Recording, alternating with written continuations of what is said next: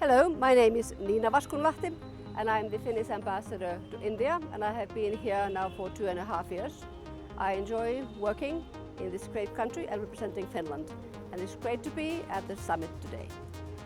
Well, it's a great platform to be and to talk about Finnish innovation, Finnish artificial intelligence, Finnish technology companies, to showcase what Finland has to offer the world, but also to look for opportunities to collaborate with great Indian talent, how to work, how to make the world a better place for all of us through artificial intelligence, through technology. My impressions are very good.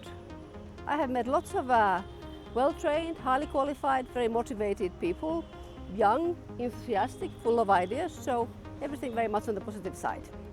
I think we will. Because here you catch the right audience. I'm impressed by the figures, more than 6,000 people in 3 days, full audience hall, and as I said, lots of booths. The best companies are here, so I think that's the right place for Finland to be.